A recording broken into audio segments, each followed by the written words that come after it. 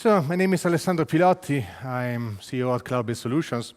I'm going to present the status of our work with OpenStack and Windows. This is actually based on the session that we did at OpenStack Summit in Boston last month. Okay. I will do the session in English. Ich kann auch etwas Deutsch reden, aber mein Deutsch ist leider nicht mehr so gut. So ich habe es leider ziemlich verlernt. But if you have any questions, if you prefer to ask them in German, I think I will be able to process that, but I will answer in English most probably. Anyway, so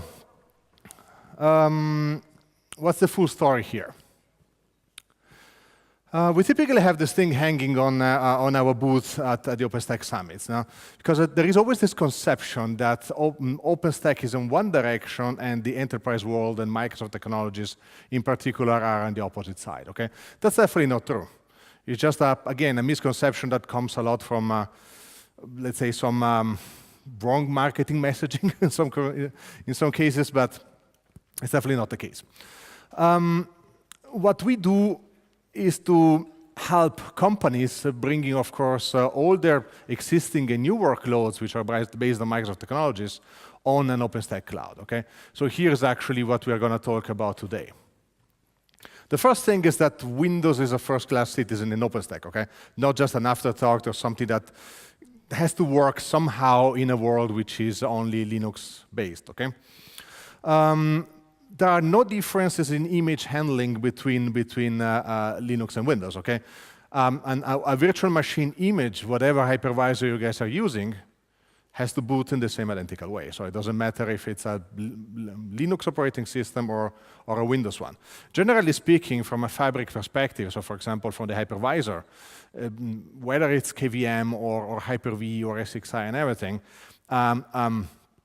an image for an operating system, let's say a VHDX or a QCOW2 or a raw image, should be just a black box. Okay, so what's inside of that operating system doesn't really matter for the underlying fabric. That's not fully true, for example, for KVM, where there are a little bit of a couple of features that require basically mounting and injecting data in the disk themselves, but that's actually mostly a legacy from the past. Okay. The only thing you have to do typically is to set the OS type in your virtual machine, right? So if you take OS type Windows on KVM, it will just boot and leverage in the best possible way what KVM has to offer for Windows VMs. Okay, nothing like that is of course needed for HyperV. Another important difference is the fact that on Linux you just boot a VM and that's it. While on Windows, when you want to generalize and you want Microsoft support, you have to sysprep an image. Okay, so that's a term. So that's actually old school thing that comes with Windows images, which unfortunately we cannot really get rid of. So the main idea is that whenever you spin up a machine, it has to have that out-of-the-box experience, so that basically it resets some identifiers, to make it simple, in the machine, so that basically each one is independent. Okay, it's not mandatory from a technical perspective, but it is from a support one. Another difference between hypervisors, of course, the fact that you have different synthetic drivers, right? So, for example, if you have KVM, you need to inject virtual drivers, right? If you have Hyper-V, well, you have everything out of the box. Doesn't really matter. If you have VMware, you have to inject VMware tools. If you have, of course, SAN server, you have to have SAN server tools or PV drivers for SAN and so on. May I ask, how many of you guys are running Windows in OpenStack today? Okay, cool. How many of you guys are using Cloudbase-Init? Okay. That's exactly what we wanted. We wanted that everybody using a Windows instance in OpenStack was actually using Cloudbase-Init. Cloudbase-Init is our provisioning agent. It started, of course, with so when we started developing it a few years ago, we didn't want to reinvent the wheel. So we took, of course, Cloud-Init, and we took a look if it was possible, let's say, to bring it over to Windows. The problem is that Cloud-Init is designed for Linux and POSIX systems in mind. Okay, so we didn't want to rewrite from scratch a new project, but that's actually what we ended up doing because there was no alternative. We are currently working in making a Cloud-Init version 2, in which basically the Cloud-Init and the Cloudbase-Init code bases will merge in a single project. Okay, so that's a work in progress. It's not particularly highly prioritized for the simple reason that both Cloud-Init and Cloudbase-Init work very well for what they have to do. But it's a common goal in the industry to say so, to make sure that we have a single provisioning agent. It's working on, so Windows Guest in OpenStack, of course, will work on any possible hypervisor. It doesn't matter which one you guys choose. And OK, let me get. Here I wrote that we have more than 8 million instances reported. This actually was a slide deck from, that I used at the OpenStack Summit. So since then, we got another 2 million Windows instances reporting back, okay? That's just actually coming from the basic telemetry when update checks happen, okay? By geolocating, for example, all those accesses, it's amazing how many people are using OpenStack and how many people are using Windows in OpenStack worldwide, okay? So if people tell you that Windows in OpenStack is not a thing, well, we have data which is definitely telling us the opposite. OK, so Cloudbase-Init is 100% Python code. Again, so the idea for us always when we do OpenStack development is to make sure that we can give an experience which is very familiar with people coming from the OpenStack side of things. And for example, somebody who knows how to get into logs, how to get into the code if something doesn't work and everything, right? So it's the same identical experience because it's Python code. So you can just go there and take a look at what's happening. It's open source, so you can hack it, contribute back, and everything else, actually. Everybody's always very well encouraged to, to contribute back and help us, let's say, with the product, right? It's wrapped in a Windows service, so also for people coming from the Microsoft side of things, Cloudbase-Init looks exactly like a Windows service, like any other service running in the operating system. So it fits very well on one side and on the other. It has also an installer, so also people used to the Windows way of doing things in which you just start an installer, right, and press next, next, and install. They can have the same type of experience as well. It has a, well, it works on any supported Windows version, including Nano Server. Very often people ask us if we support Windows XP in 2003. The answer here is that it works on XP in 2003, but we don't necessarily support it because Microsoft doesn't support XP in 2003. Said that, try it out, and you will see that you won't have any problem with that. We support multiple clouds, so Cloudbase-Init, exactly like Cloud-Init, is not specific for OpenStack. So we support OpenStack, EC2, Azure Stack, CloudStack, OpenNebula, MAS for physical deployment, GCE, Oracle Cloud, and so on. Okay, and the reason why we do that is that also the metadata services have a kind of a separated plugin architecture, so you can anytime add a new service for any cloud you want to add without having to impact on the way in which Cloudbase-Init itself works.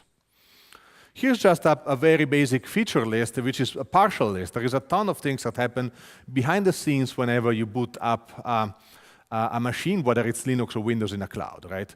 There are a lot of things that need to be done. For example, setting the host name, setting up a password, handling users, configuring static networking, public keys, automatic volume expansion, meaning that if you have an image which is, I don't know, 10 gigabytes and your flavor is 20, somebody has to expand it to 20 gigabytes in the moment in which you boot automatically, no? WinRM HTTPS listeners. Windows has a thing called WinRM, which is used by, for example, PowerShell remoting, and it's the rough equivalent of SSH in Linux, okay? So lots of people think that Windows is only about, well, Windows and a graphical user interface. The reality is that it has a command line interface and a modern one called PowerShell as well, which has also a remoting option. So the type of experience you have on Linux in which you remote into via SSH and perform operations can be done also on Windows. And one of our actions that we do in Cloudbase-Init is to configure a secure channel for you to do that. Time service. You might want to have your clock properly synchronized. Automatic updates, sun policy, which is a feature to make sure that you can mount volumes remotely. Licensing, so it will also take care of licensing automatically for you, especially if you have a SPLA. NTP, MTU. MTU is important, for example, if you have, if you guys are running on top of let's say, a Neutron-based network which uses GRE or VXLAN tunnels. You have to make sure that at the guest level you don't exceed the MTU size that the host level will require, especially for vSwitch, and that will be performed automatically. What else? Well, NTP I mentioned before, and very important, user data. So, yeah, clearly you can boot up your machine. You can log into your machine and you'll be happy, but the reality, the main reasons why we want to have a cloud infrastructure, an automated and a software-defined cloud infrastructure, is because we want also to automate the workloads which are running on top of the operating systems that we run in that cloud, right? So that's why it's very important to have a provisioning agent that allows you to run any type of user data. In the case of Windows, that means actually running a PowerShell either directly as part of a user data script, so you can run any type of PowerShell script whenever you want, or as part of a heat template, or other type of automation. Could be, of course, a Juju, Puppet, Chef, whatever you prefer. No? Ansible is a little bit of a different story because Ansible doesn't need anything running on your machine. You can anytime connect remotely. And since we have, as I was mentioning before, a WinRM HTTP listener, it means that Ansible works already out of the box. Okay. So this user data is extremely important because it allows you to configure and customize your machine however you want, and also to run heat templates, for example, to configure an Active Directory domain, SQL Server, IIS, whatever you want. Okay, we have also a bunch of samples which are in the heat template examples repository directly on GitHub OpenStack. No? Next. Quality is extremely important. You know, when you have such a project with so many users out there, usually you don't have too many people coming back and say, you know, thank you, your stuff works amazingly well. Now, whenever the people do it, we are really happy. But on the other side, whenever something doesn't work, trust me that people come back immediately telling you, right? So this means that we have to make sure that the project, so whenever we release something new, we have to make sure that we don't break anything, right? And it's not that easy because we don't just have like one golden image to say so, to test in one single cloud. We have a gazillion of clouds and a gazillion of different operating systems that we support. So how do we make sure that whenever somebody commits on code, we don't screw up things?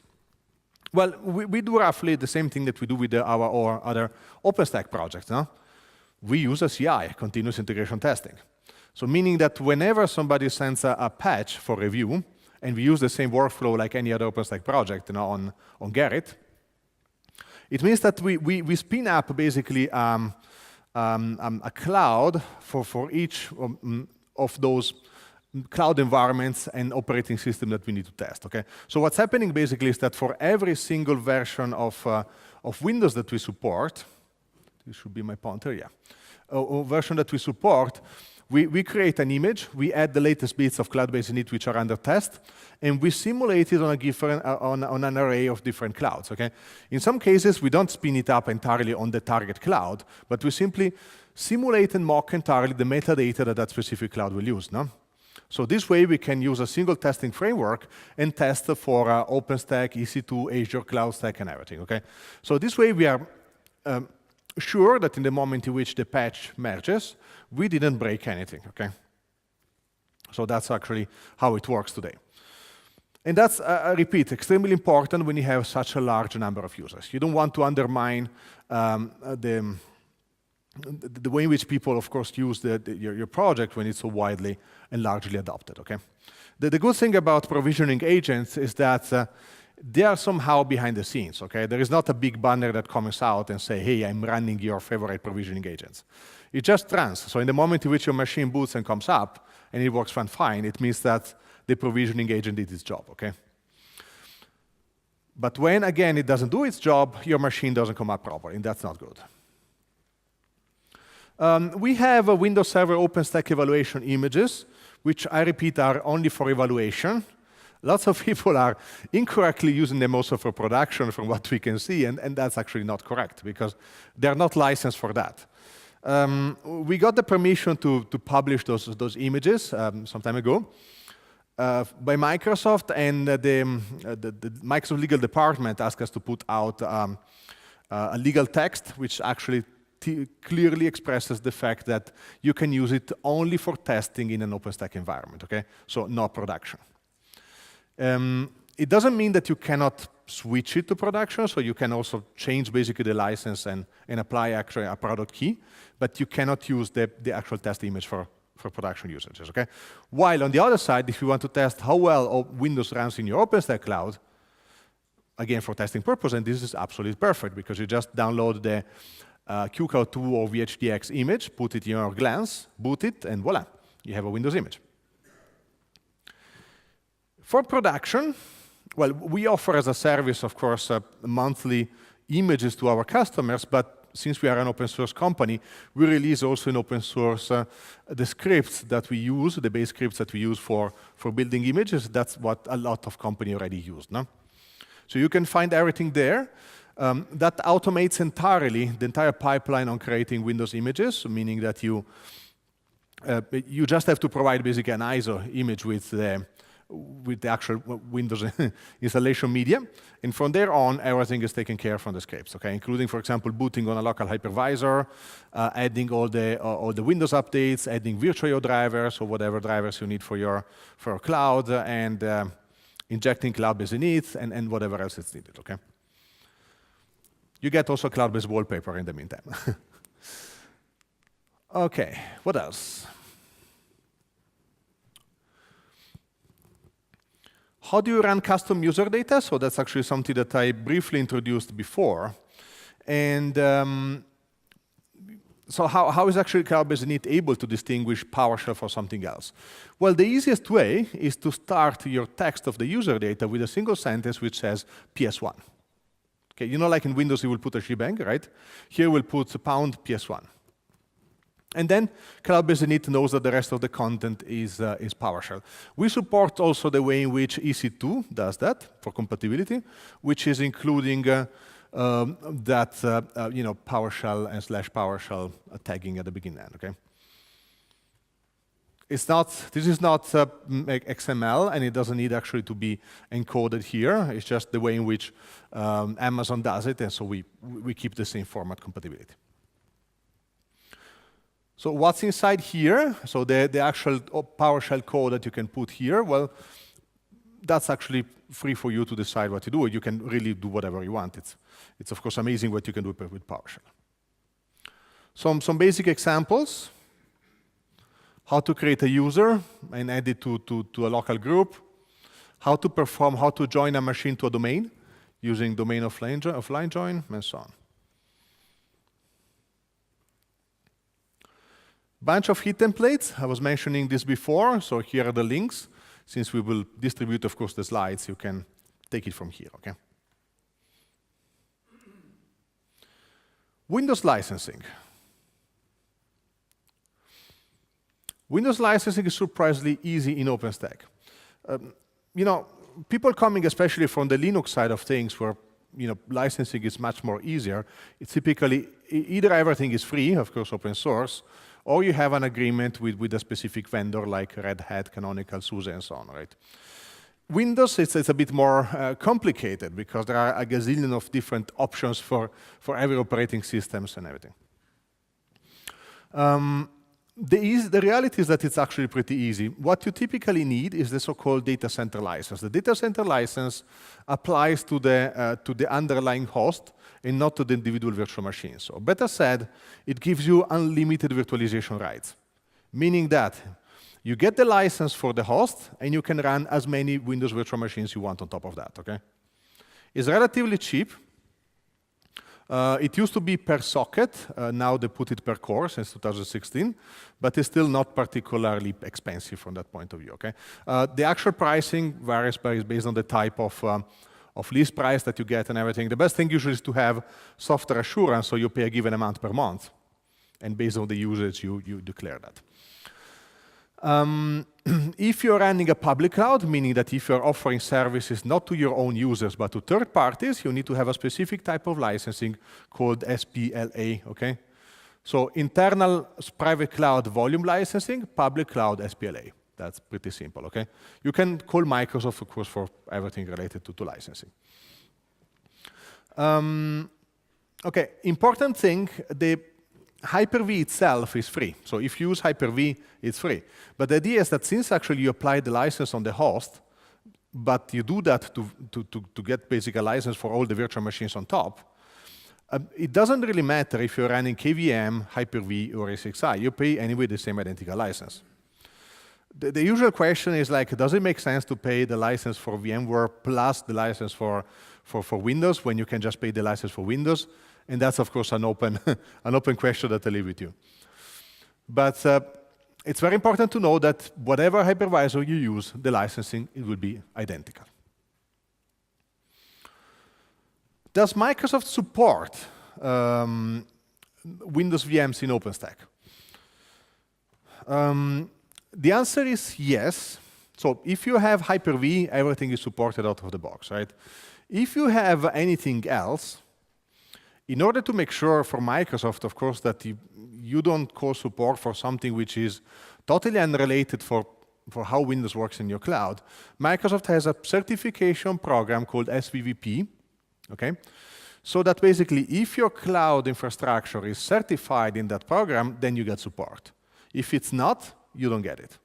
So if you build your own KVM instances, okay, and you use the virtual drivers, which are the open source ones, you don't have any support. In order to have Microsoft support for Windows instances, you need to have the drivers which are certified by Microsoft and provided by one of the cloud providers which are inside of that list. All the big names like Red Hat, Canonical, SUSE, Moscow VMware, and so on, Oracle, are part of that list. But you also need to get the virtual equivalent drivers from them. You cannot just use the open source ones. Okay, so that's usually an extra cost. Okay.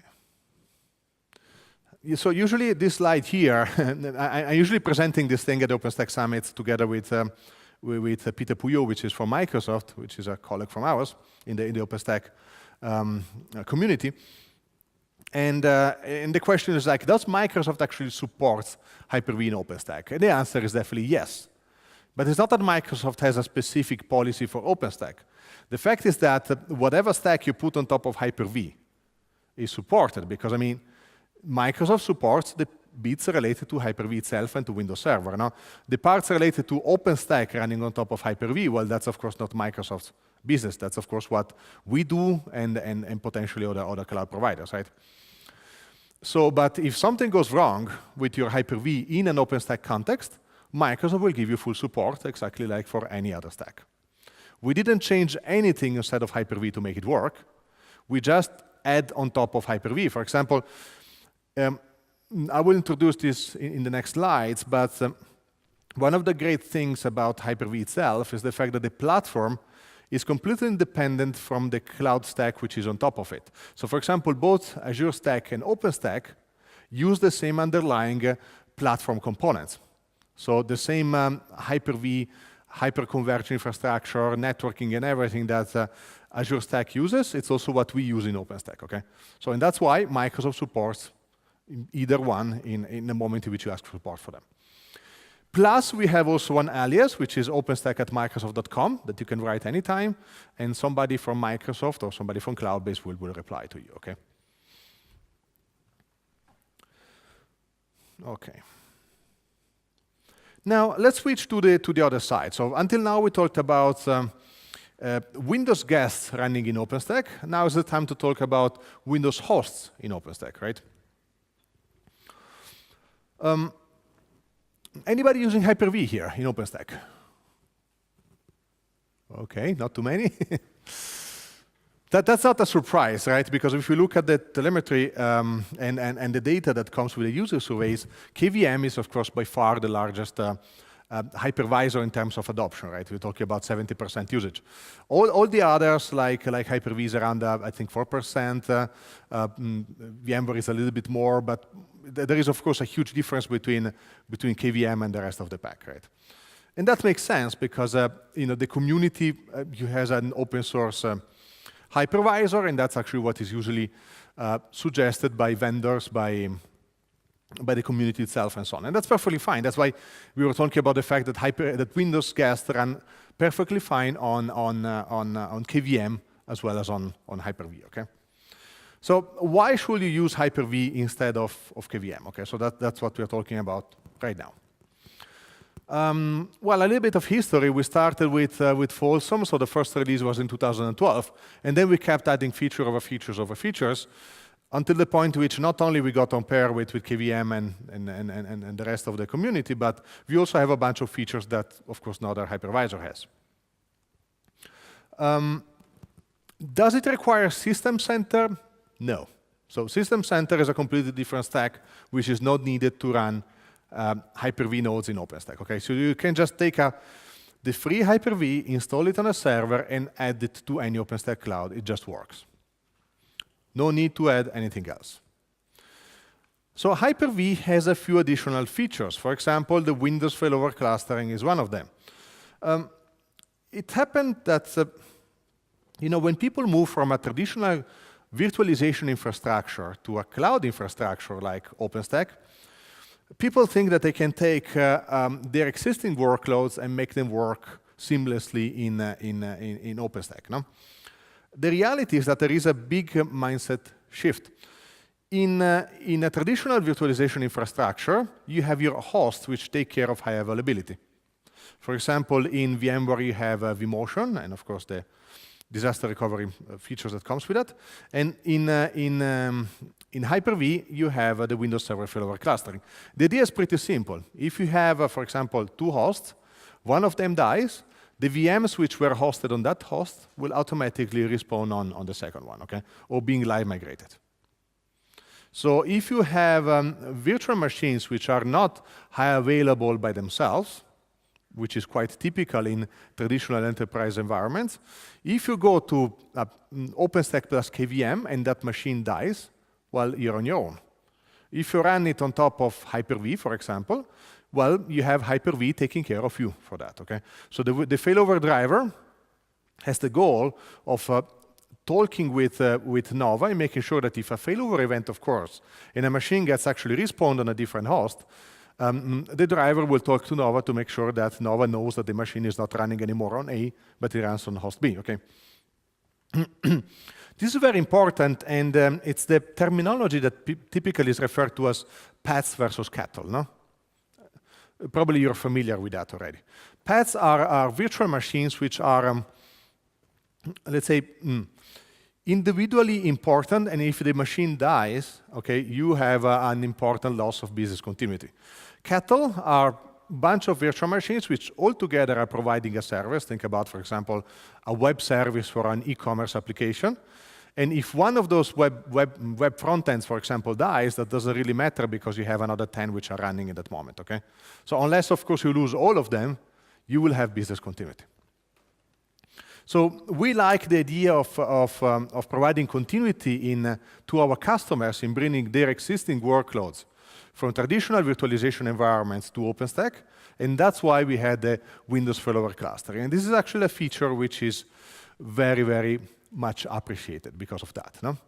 Then, of course, we recommend to write your new applications using modern cloud-related standards. Okay, so for example, think about containerizations or Kubernetes or a PaaS layer like Azure Service Fabric or OpenShift or whatever else. Okay, or Cloud Foundry and so on. But for existing workloads, there is really few things that work as well as the Windows Server failover clustering. Another thing is VDI, virtual desktop infrastructure. So if you're running, if you're running an infrastructure and you want actually to give desktops to your users, well, OpenStack is amazing for that because it has, of course, an infrastructure meant for scalability and everything, right? But you need also to consider the performance of the GPUs and everything inside of your of your virtual machines. And for that, HyperV has a feature called Remote Effects, which is not available in KVM or anywhere else, right? So that's basically a way to partition GPUs on the host to individual guests. I'm not talking about GPU pass-through, okay? That, of course, you can have as well. But the idea is that if you have even a single GPU with, let's say, 64 gigs of VRAM, random number, you can give to each virtual machine a partition of those 64 gigs. So you can have a given number of virtual machines running on a single host, sharing a single, for example, GPU, okay? And having all the 3D acceleration and so on that you might expect inside there, or CUDA or OpenCL or whatever else. And the last feature I'm mentioning here is called Shielded VMs, which is a feature to have a full VM encryption and isolation. So this is meant for situations in which you don't want to trust your underlying host. So think about it. Normally, if somebody managed to break into your host, your KVM host, for example, well, at that point, that hacker will be able to control all the virtual machines running there, right? So this feature is meant exactly for that. If somebody hacks into your host, that person won't be able to have any access to the individual virtual machines, okay?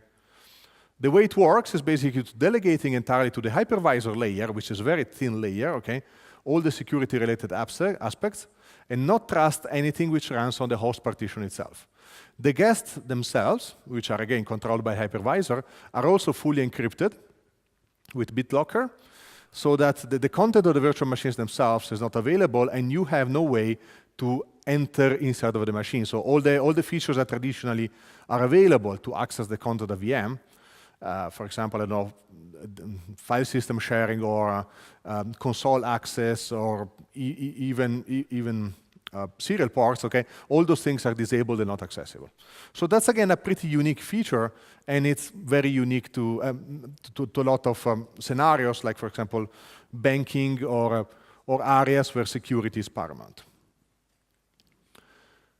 Okay, now, how do you deploy Hyper-V in OpenStack? Well, option one, you take the bits upstream. It's open source, and that's, of course, always available, right? And the alternative is that you can take our installer, which is available on our website, and install it on a Hyper-V box and add it to any of the main vendors that we have in the OpenStack world, okay? So we have partnership with all the big names, okay? So for example, Hyper-V, so our Hyper-V driver is certified with Mirantis, Red Hat, Ubuntu, SUSE, and so on, okay? So that means that basically if you have a cloud, an OpenStack cloud already deployed by any of those vendors, you can add easily Hyper-V boxes, okay? Or if you prefer to have a native Hyper-V stack, we have a hyper-converged solution called the Hyper-C, which I'm going to demo pretty soon, okay? Another important thing that might be worth saying here, when you deploy OpenStack, you can have a mixture of hypervisors, even in the same region, okay? So there is no reason why you shouldn't have a mixture of, for example, Hyper-V KVMs inside of the same OpenStack deployment. The way this works is that in Glance, you just have to tell Glance that a given image is for a specific hypervisor. There is a property called hypervisor type, in which you say hypervisor type Hyper-V or hypervisor type QEMU, and then the Nova scheduler will simply go and look for a compute node which runs either one or the other. Typical scenario, you might have, for example, 50 KVMs for running Linux machines and another 50 for running Windows machines, okay? The great advantage of that is that you will license for Windows only the machines which are dedicated for running Windows workloads, okay? And you don't need any Windows license on all the others. And they can coexist perfectly fine in the same deployment. Okay, a few notes about Hyper-C. So Hyper-C is a fully converged Windows Server and OpenStack powered cloud infrastructure. It's based on Nano Server and Windows Server 2016. Uses storage spaces direct, which is a feature in Windows Server, which is roughly equivalent to Ceph, to say so, to perform distributed storage. Scale-out file server, which is another feature in Windows Server, based on SMB3 file sharing. HyperV, of course, Windows Server failover cluster, and vSwitch. We ported vSwitch to Windows, and we tend to use vSwitch as our kind of lingua franca, to say so, to be able to share networking access between different hosts and different VMs. Okay. So the good thing with vSwitch is that you can have, again, KVM nodes and HyperV nodes, and they can perfectly talk among each other because they share the same identical networking stack, right? So here is actually a slide about vSwitch. It's a joint effort by Cloudbase and VMware and the rest of the OVS community. It's the de facto standard for SDN. How many of you guys are using vSwitch? Yeah. As expected, most people use that. Great interoperability. All the possible options for tunneling, VXLAN, GRE, STT, Geneve, and so on. There is, of course, a Neutron ML2 plus OVS agent, so no need for a different one. It's the same identical agent that runs on Linux, runs also on Windows itself. It's also compatible with OVN, OpenDaylight, NSX, and any other controller which supports vSwitch.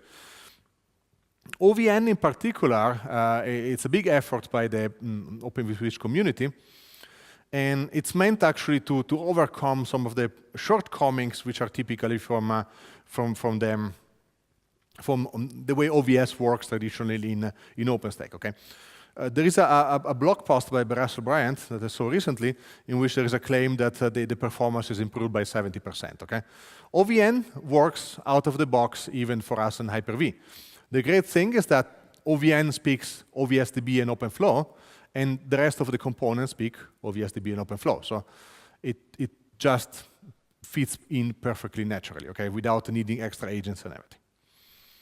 Especially for the Pike release, which is the upcoming one, there are a lot of improvements related to VM. So I really encourage you to try it out, unrelated for the Hyper-V discussion, even just in a KVM environment. So OVN is definitely the future when it comes to vSwitch. Okay, I think I will show you a demo how this thing works. Any questions so far? No, good. So how do we deploy Hyper-C? We deploy it using MAS and Juju. So we partner with Canonical, we ported Juju to Windows, and we use MAS and Juju to do all the deployment. Our goal is to make sure that a customer can come in and say, hey, I have this brand new racks over here. Let's install OpenStack on top of that, and we want to make sure that no manual operation is involved, beside, of course, cabling the hardware or whatever else. Okay. So the way in which MAS works is to basically discover all the machines which are available in that rack or whatever infrastructure you have, and allow you them to commission them and provision them so that you can deploy your operating system. And from that moment on, once MAS deploys an operating system, whether it's Linux or Windows or whatever else, through Cloud.Init and Cloudbase-Init, a Juju agent will take over, and Juju on top of MAS can actually deploy the so-called Juju charms, which are deploying the rest of the infrastructure for you. Okay, and I will show you also very soon why we make the choice of using MAS. Okay. So here is the list of the VMs which are, sorry, the physical machines and VMs which I'm running. This is actually an OpenStack deployment running in this moment at our office in Romania, but sometimes we bring it with us. For example, at OpenStack Summit, we always have an entire OpenStack deployment. So if you look, for example, at the video of the OpenStack Summit, on stage, we took the entire deployment. Okay, to be able to take such a complex deployment with us, we had to deploy it on very simple hardware. So the compute nodes are 4 NUCs, Intel NUCs, which are very tiny machines. Okay.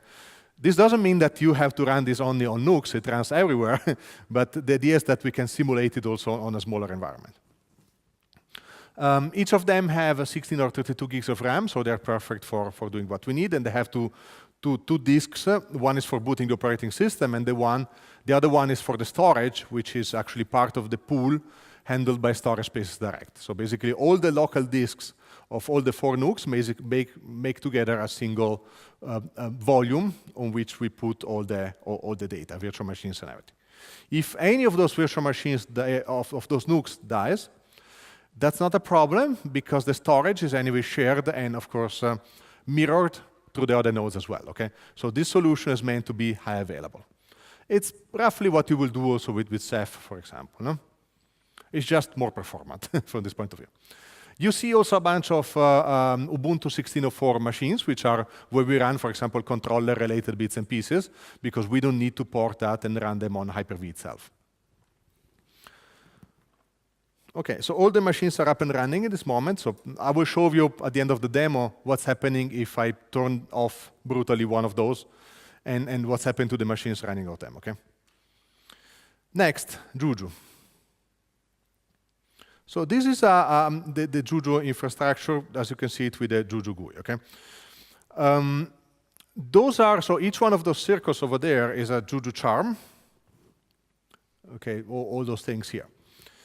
And charms have relationships among each other. Now, so if I move one of them, for example, you can clearly see the relationships.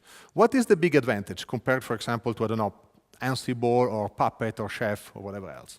The advantage is the fact that the individual charms are fully decoupled, and you can create relationships between different charms so that you build something, let's say, an infrastructure and deployment which is bigger, of course, than what the individual charms can provide. Okay? And you can reuse the charms in a lot of different contexts. For example, this Active Directory one here, that you can see here, is the one that is used for everything related to Active Directory in the entire infrastructure. So since we have a Windows Server failover clustering, we need to deploy also an Active Directory domain, and making sure that all the Hyper-V nodes are part of that domain and so on. If any of you ever did some Windows administration, especially in the past, might know that deploying Active Directory is a tedious process, you know, next, and everything, right? Here, it's everything automated. So in the moment in which the operating system comes up, the Active Directory charm will deploy Active Directory, and you don't have to do anything. It will be entirely automated. You just configure the charm, telling which is the name of the domain that you want, whatever credentials and everything. No? In the moment in which I take a Hyper-V node, or a storage spaces direct one, for example, like this one, and I tell it to join Active Directory, it means that I have a relationship between the two. Meaning that if there is a compute node under it, sorry, a node, an operating system there, it will automatically join the domain. So no need to go there and manually having to join the domain. So all those tedious things that you used to do in the past. No? What else? Monitoring, we automatically deploy Nagios. So all the Hyper-V nodes are also completely managed. Here it's, for example, your Nagios infrastructure with all the services running. Let me see what else. Well, we have Cinder. So there is also a Cinder volume driver for SMB, so which is also upstream, and it's also one of the drivers that we maintain.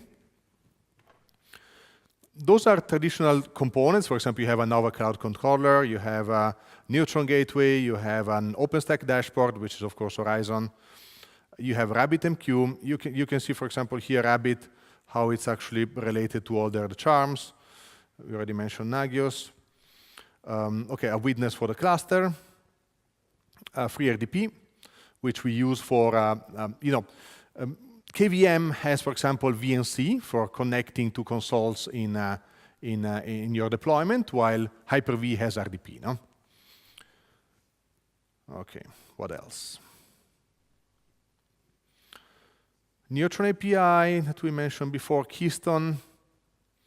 Keystone, of course, in this deployment, we use just MySQL, but Keystone has a lot of different backend options, and we fully support also Active Directory as a backend, meaning that you can, if you have in your enterprise Active Directory for managing all your users and identities, you can just put Keystone on top of that, and having your Active Directory users being able to log in directly in OpenStack as well. No? Even with federation, for example, with Azure Federation. What else? I think I got through all the details that I needed. OK, well, of course, Nova Hyper-V itself. you can see that Nova, it's tied to almost everything else, because of course Nova needs to be connected to the failover cluster, needs to be connected to the storage spaces direct proxy, needs to have an Agios agent running on top of it, and everything else. No? Good. If I go here, this is my master node. If I possibly log in my master node first. Actually, I was already logged in here. And I do a Juju status. I can see the status of all my charms, how they look like and everything, okay?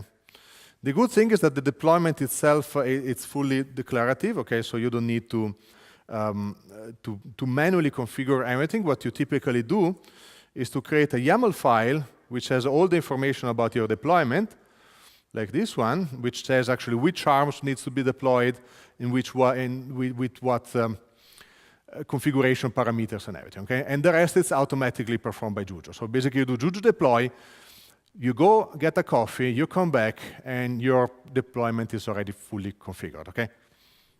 As usually I say here, it might be a pretty long coffee, but for example, an entire rack, a typically fully spec'd rack, 40 units rack, 42 units rack will take around 1-2 hours to deploy it entirely, okay? The rest, of course, your mileage might vary depending on how fast is your network, because you have, of course, to pixie boot all the nodes. But since everything runs in parallel, it doesn't really matter how many of those nodes you have, right? So that's actually a pretty great thing. How is actually Juju allocating servers for doing that? Well, simple. Juju is asking mass, and mass will provide to Juju any server which is not yet allocated for that, right? And you can also provide, of course, labels, so that, okay, in a hyperconverged scenario, you don't really care too much because all the nodes are identical.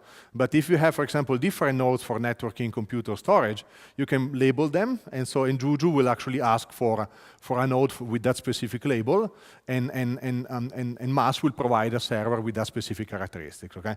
The same thing might be if you have a heterogeneous type of nodes in your infrastructure. You might want to allocate them for different roles. But it's important to note that you don't have to know exactly what server is allocated for what, okay? Unless you really want to, which is important when you run an infrastructure with a significant number of nodes. Okay, the deployment is already done. Of course, we don't have time during the demo for showing that, but let's now look a little bit around at what we have.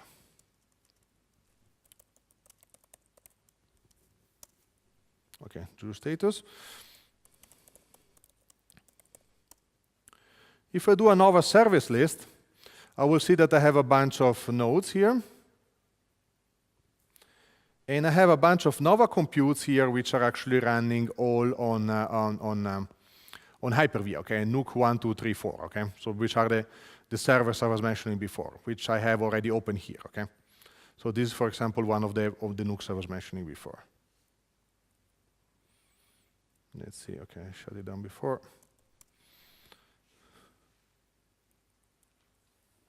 And this is actually my cluster infrastructure.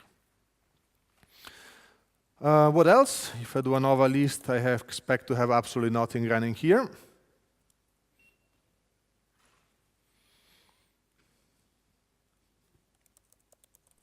This is my horizon.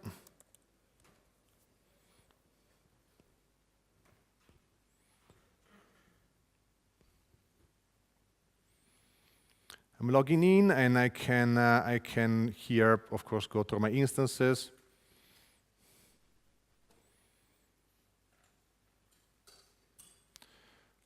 Launch an instance, call it, for example, VM1, and select from where to run it. Here I have a bunch of different instances. For example, I can take a Ceros image. If anybody feels familiar with Hyper-V, we support both generation 1 and generation 2 VMs, okay? But that's, I say, just a technicality at the moment. I just choose any flavor from here. On the networking side, we have two networks, one with VLAN and one with VXLAN, okay?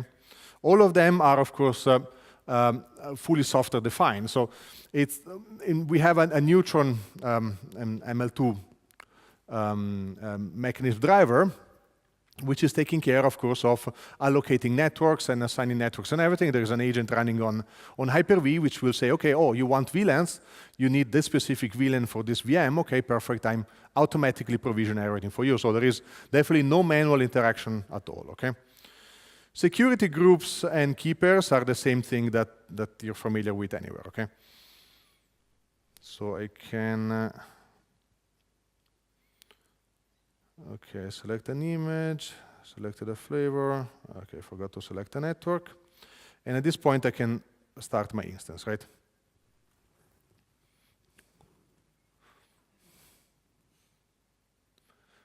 So my instance will come up shortly. In the meantime, it's currently spawning, and I will see actually the instance coming up here. Actually, I'm seeing it already. So this is actually the view on the Windows Server failover clustering. I'm just showing it here to see how it works out. No? Let me close this Windows and reopen it so that we get actually the right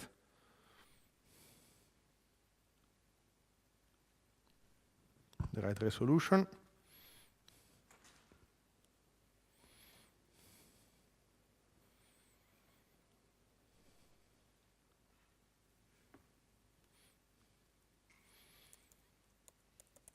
And here I can get my PowerShell and I can check, what VMs I have.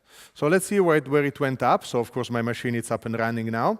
I can of course click on it and go on my individual nodes. While this happens, I can also take a look at where actually that machine went up.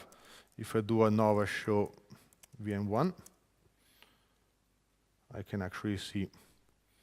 It tells me that it went up on NUC 01. Of course, the scheduler will choose any of those 4 nodes based on what is needed. No? So for example, it's here, and if I look at the console, I can click on it, and I will have a free RDP, which is actually providing me access to the machine itself. No? So this is actually an RDP connection, which is embedded inside of the browser, so it's fully HTML5. It's not using no VNC, because as I was mentioning before, Hyper-V uses RDP, so this is actually free RDP Web Connect, but it works in the same way, so transparently. Right, so as I was mentioning before, it went to NUC 01, so I can also connect to that node.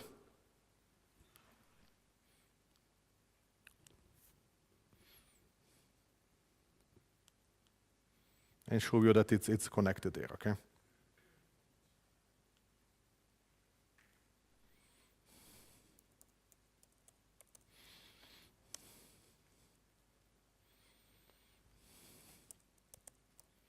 So if I do a get VM here, it will show me that I have a VM connected there. And if I look at the VLAN configuration of that specific instance, you see it tells me that it's connected to a VLAN which has an ID of 111, okay? Which, if I look at my networks, is actually what I configured for sure in Neutron. So I have these 3 networks. For example, if I do a network show for this one,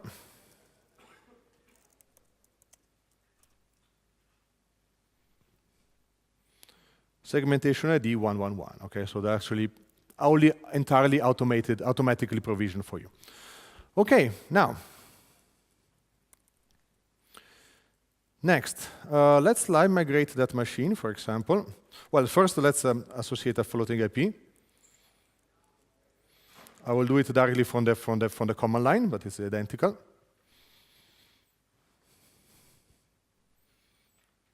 So in this case, I can, of course, also SSH directly into that machine itself.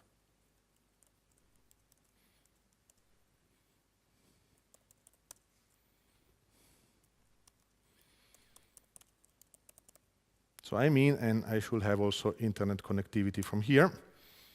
And again, that works up, so that machine is currently running on Hyper-V itself. No? Next, let's live migrate it. For example, it was running on NUC 1, let's move it on NUC 4.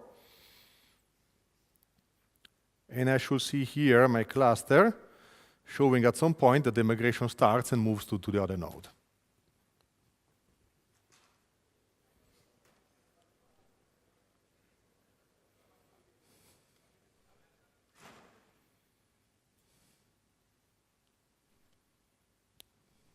Let's see what's happening.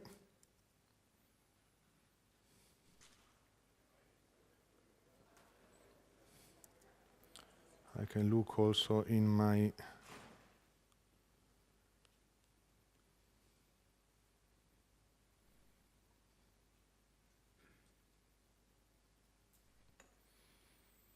machine, so it's here and it's running. Let's see where it goes. Still on one for one reason, whatever. Demo effects.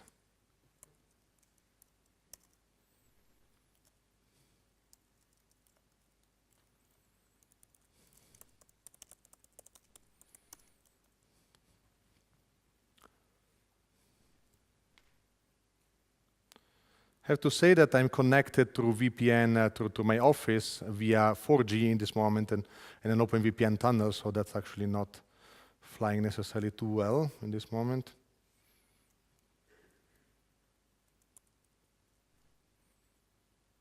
It looks like I got completely disconnected.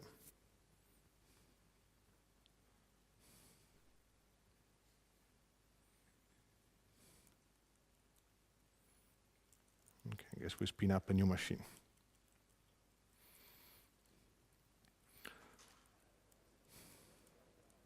So let's do it entirely command line. So I get I get my Neutron ID here.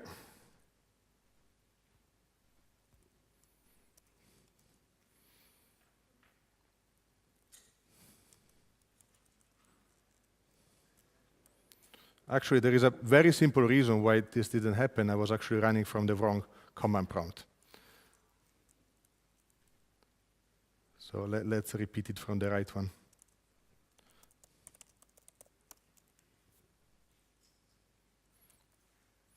Okay, so here I have my VM. And if I live migrate it on NUC 4,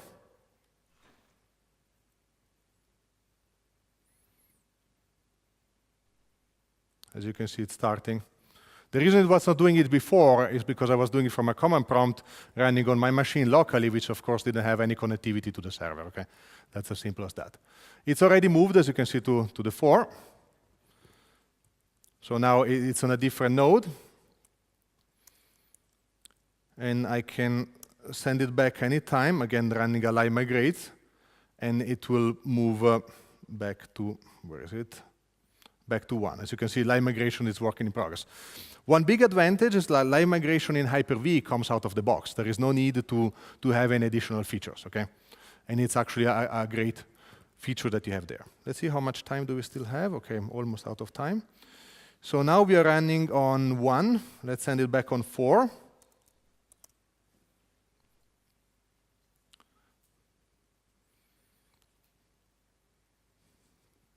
See live migration in progress. Here you go.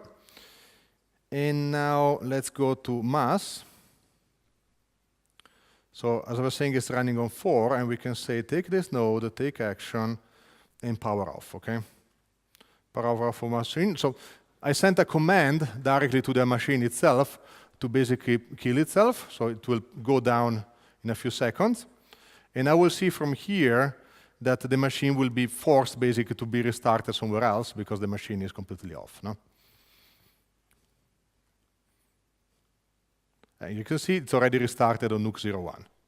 It didn't have any choice because the cluster discovered, oh, something went wrong on that node, I have to restart the machine somewhere else. But from me as a user, I cannot actually see where that machine is running.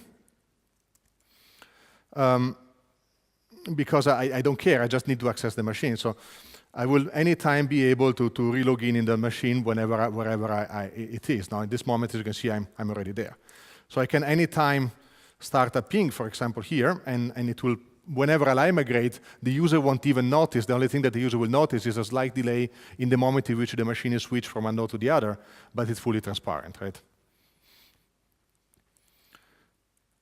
Okay. And if I go back here, of course, my node is dead. And also, I was connected via RDP, and of course, the connection got closed. OK, I think we are pretty much at the end of the time. Any last quick question? Yes? OK, wait. Yes. If I would say wait. Mm-hmm. You mentioned you have some shared storage in your NUCs, and you are using something which is kind of better than Ceph. Could you elaborate on that? Yeah, definitely. It's called Storage Spaces Direct. It's a feature that comes natively with Windows Server 2016. It's basically working like the previous version of Storage Spaces, with the difference that it doesn't require any shared storage.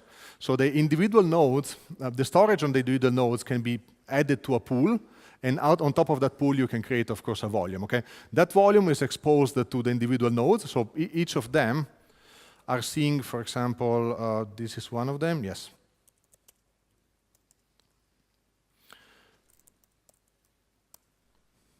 If I look here on this cluster storage, in which I have multiple volumes, these are created on top of a pool of all those disks which are shared across the NUCs. In our examples, every NUC has 2 disks. The first one boots the operating system, so it's local. The second one is simply added to that macro pool. Talking about Storage Spaces Direct will take us an entire hour, so a little bit long, but I can give you, of course, all the possible pointers. We did a lot of performance tests in comparing KVM to Hyper-V. And we have significant speed advantage, and we plan to do also separate tests only for storage themselves. Okay, it's not a secret. So we like Ceph a lot, but it's not a secret that performance is not a strong point there. No, while on this one we focus a lot on that. Well, it might have something to do also the fact that you are using M2 SSDs. With in the contrary, usually in Ceph you are using spinning disks. No, well, I would say that the comparison, of course, same identical hardware, right? Storage Spaces Direct allows you to do one important thing, which is also define different tiers based on the type of storage that you have. For example, you have slow storage, like SAS disk and everything, and then you can have fast storage, like SSDs, or PCI Express ones, okay? And you can also define which ones can be used for a cache. So you can have like frequent read and writes out of the fast disks, and then the slow writes and reads, of course, from the slow disks, and so on. Of course, the comparisons that we do are with identical hardware. So otherwise, you're comparing, I don't know, a Ferrari to a bicycle. Doesn't make sense. Okay. Anybody else? Okay, I have to say we're running out of time. Out of time, okay. Thank you, guys. Thank you.